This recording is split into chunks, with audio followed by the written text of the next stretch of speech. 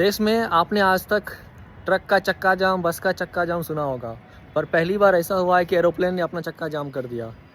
इसका फलस्वरूप ऐसा हुआ कि देश में हज़ारों फ्लाइट कैंसिल हुई और लाखों लोगों को परेशानी का सामना करना पड़ा। किसी को शादी अटेंड करनी थी, किसी को इमरजेंसी में अपना घर जाना था, पर ये सब के बीच वो कहीं नहीं जा पाए अपने एयरपोर्ट छोड़ के, क्योंकि इंडिगो का मोस्ट ऑफ द फ्लाइट जो थे वो कैंसिल थे, रिशेड्यूल थे और लोगों को परेशानी बढ़ाता गया। ये सब तब हुआ जब सरकार का एक नई पॉलिसी के तहत जब नया नियम लागू किया गया, तो जो इंडिगो है जिसका अपने मेन मार्केट पे 60% ज़्यादा का अधिकार बना हुआ है, उसका सारे क्रू मेंबर्स और जो कर्मचारी थे नई पॉलिसी के तहत उनको आराम दिया गया, और जिससे हुआ कि कर्मचारी का भारी दिक्कत सामना करना पड़ा इंडिगो वालों का।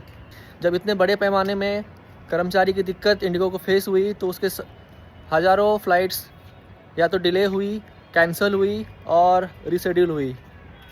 लोग अपने स्थान तक पहुंच नहीं पाए और एयरपोर्ट पे, देश के बड़े बड़े शहरों के एयरपोर्ट पे अफरा तफरी का माहौल था और लोगों की परेशानी सुनने वाला कोई नहीं। इसमें मोनोपोली बढ़ता है या लोगों की भागीदारी कम होती है, कंपनियां के पास हक ज़्यादा पहुंच जाती है, तो यही सब देखने को मिलता है कि सरकार को अपने फैसले से पीछे हटना पड़ा। पॉलिसी लागू हुई, सरकार ने उसको फ़िलहाल के लिए रद्द कर दिया गया है और इंडिगो वाले को बताया गया है कि जल्द से जल्द ऑपरेशन नॉर्मल करें, क्योंकि सरकार को भी पता है इतने सारे लोग जब अपने गंतव्य की ओर जाते हैं तो उनको जल्द से जल्द राहत पहुंचनी चाहिए।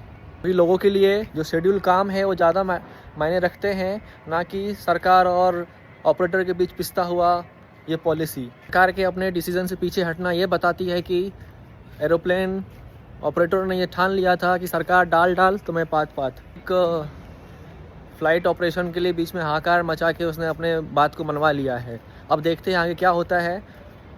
इंडिगो वालों ने फरवरी तक का टाइम मांगा है जब वो पूरी तरह से इसको इम्प्लीमेंट कर सके। तब तक के लिए जो पुरानी व्यवस्था थी वही चलती रहेगी और जो पॉलिसी थी वो कैंसिल है।